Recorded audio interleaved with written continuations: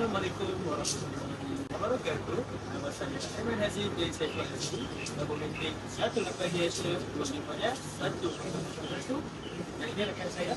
Saya Nura Anizati Muhammad Yazdi, 18-10-1002. Okey.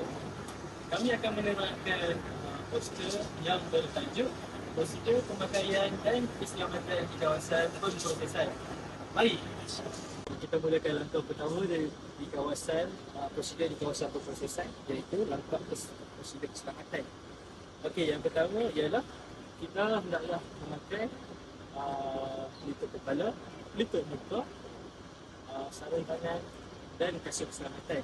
Okey, langkah keselamatan yang perlu kita patuhi ialah kita mestilah memastikan ayam dalam keadaan yang baik dan memastikan kandang dan tempat penyimpanan ayam berada dalam keadaan bersih. Okey, seterusnya memastikan ayam hidup tidak berkeliaran dan tidak ada sama sekali tidak ada tumpahan darah di atas lantai di kawasan rehat. Seterusnya, proses prosedur di kawasan rehat dan rawat ayam.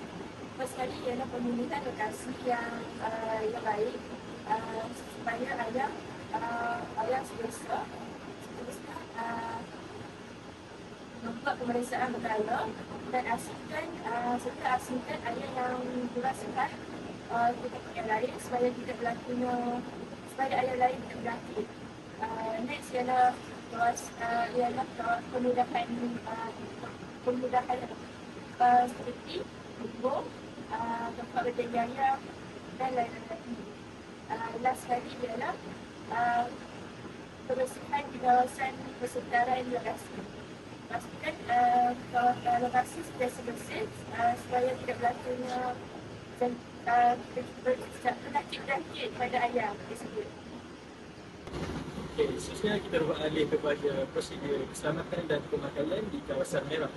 Okey, pertama sekali ialah proses pemakaian. Pemakaian harus dipatuhi kepada segi pemakaian pelitup kepala, pelitup muka, sarung tangan, apron dan kasut keselamatan.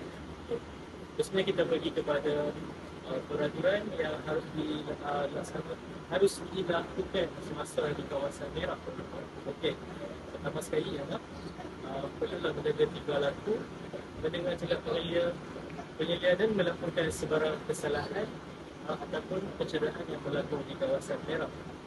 Okey, sekali kita hendaklah mematuhi segala peraturan dan prosedur yang ditetapkan di kawasan merah. Seterusnya ialah proses prosedur pemakaian dan keselamatan di kawasan white zone. First sekali pemakaian. Pemakaian, kita boleh pakai pelitup kepala, pelitup mulut, apron, sarung tangan dan juga kasut kepala. Seterusnya, untuk keselamatan kawasan white zone, first sekali ialah pastikan lantai tidak licin supaya tidak jatuh. Laporkan kepada pengurus ataupun yang menjaga di kawasan zone white dan last sekali ialah untuk keselamatan, pastikan dari segala aksesori yang dipakai, contohnya gelang, cincin dan juga jam. Last sekali jangan patuhi SOP supaya tidak berlaku kemalangan. Kawasan